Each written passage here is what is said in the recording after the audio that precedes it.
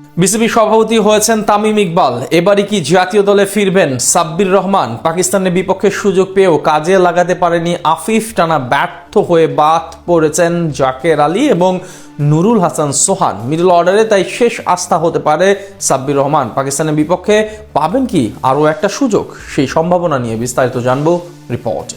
পালাবদলের হাওয়া বইছে বাংলাদেশ ক্রিকেট বোর্ডে। আমিনুল ইসলাম বুলবুলকে হটিয়ে বিসিবির সভাপতি আসনে বসলেন সাবেক অধিনায়ক তামিম ইকবাল খান। তাই তো প্রশ্ন উঠেছে বোর্ডের অভ্যন্তরীণ এমন পরিবর্তনের সাথে স্কোয়াডেও কি আসবে বদল? নাজমুল হোসেন পাপনের আমলে জাতীয় দল থেকে বাদ পড়েছিলেন সাব্বির রহমান। এরপর ফারুক আহমেদ কিংবা সবশেষ আমিনুল ইসলাম বুলবুল 3 মেয়াদের একটিতেও জাতীয় দলের মুখ দেখেননি এক সময়ের দেশ সেরা এই পাওয়ার হিটার। তবে তামিম ইকবালের আগমনে অবশেষে কি কপাল খুলবে সাব্বিরের?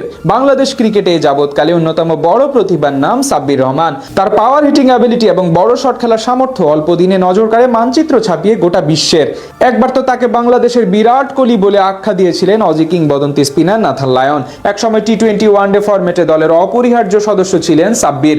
সেখান থেকে প্রায় 4 বছর হতে চলল দেশের জার্সিতে আর ফেরা হয়নি তার। তবে বর্তমানে বাংলাদেশের বেগতিক অবস্থা এবং আসন্ন নিউজিল্যান্ডের বিপক্ষে সিরিজে মূল খেলোয়াড়দের অনুপস্থিতি নতুন করে ভাবিয়ে তুলছে তাকে নিয়ে। সবশেষ পাকিস্তানের বিপক্ষে ওয়ানডে ফরম্যাটে মিডল অর্ডারের জন্য ব্যাক করানো হয়েছিল আফিফ হোসেন ধ্রুবকে। কিন্তু বামহাতি এই ব্যাটার নামের প্রতি একদমই সুবিচার করতে পারেননি। 3 ম্যাচে একাদশে থাকলেও তেমন ভাবে মেলে ধরতে পারেননি নিজেকে। অন্যদিকে তার আগে দল থেকে ব্যর্থ হয়ে বাদ পড়েছেন জাকির আলী অনিক এবং নুরুল হাসান সোহান। দীর্ঘদিন ধরে সুযোগ পেয়েও তেমন ভাবে কাজে লাগাতে পারেনি তারা। ঠিক সেই কারণে সাব্বিরের নাম এখন আলোচনায় সবার আগে। তাছাড়া আগের বোর্ডের দেয়ানুসি অনুযায়ী নিউজিল্যান্ডের বিপক্ষে টি-20 সিরিজ মিস করতে পারেন তানজিদ তামিম এবং পারভেজ হোসেন ইমন। এই দুই নিয়মিত ব্যাটারের না থাকায় স্বাভাবিকভাবে দলে সৃষ্টি হয়েছে শূন্যতা। সে জায়গায় অনেকেই নতুন কোনো মুখ বা আলোচনায় থাকা কাউকে সুযোগ দেওয়ার কথা বলছেন। সেখান থেকে সাব্বির রহমানকে বাজিয়ে দেওয়ার গুঞ্জন শোনা যাচ্ছে। সবশেষ এনসিএল ওয়ানডে ফরম্যাটের ম্যাচে বেশ ভালোই পারফরমেন্স করেছিলেন তিনি। 73 রানের অসাধারণ একটি ইনিংস ছিল তার নামের পাশে। এছাড়া খেলার ধরনেও বেশ ইতিবাচক পরিবর্তন এনেছেন এই হার্ড হিটার। 2026 বিপিএল এ যা চোখে পড়েছে উল্লেখযোগ্য হারে। এর আগের বিপিএলও দারুণ ব্যাটিং করেছিলেন এই ব্যাটার। ঢাকা ক্যাপিটালসের জার্সি গায়ে দীর্ঘদিন পর আস্থার প্রতিদান দেন তিনি। 9 ম্যাচে 189 রান করেন, প্রায় 160 স্ট্রাইক রেট এবং 31.5 গড়ে। ঠিক সেই কারণেই সাব্বিরের নাম আসছে নিউজিল্যান্ডের বিপক্ষে সিরিজের পূর্বে।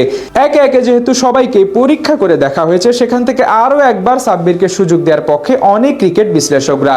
এখন দেখার পালা নতুন নির্বাচক প্যানেল তার নাম গুরুত্বের সাথে বিবেচনা করেন কিনা, কিংবা তামিম ইকবালের অধীনে পরিচালিত বোর্ডের বরাতে কপাল খুলে কিনাই পাওয়ার হিটারের। পালাবদলের হাওয়া বইছে বাংলাদেশ ক্রিকেট বোর্ডে। আমিনুল ইসলাম বুলবুলকে হটিয়ে বিসিবির সভাপতি আসনে বসলেন সাবেক অধিনায়ক তামিম ইকবাল খান। তাই তো প্রশ্ন উঠেছে বোর্ডের অভ্যন্তরীণ এমন পরিবর্তনের সাথে স্কোয়াডেও কি আসবে বদল? নাজমুল হোসেন পাপনের আমলে জাতীয় দল থেকে বাদ পড়েছিলেন সাব্বির রহমান।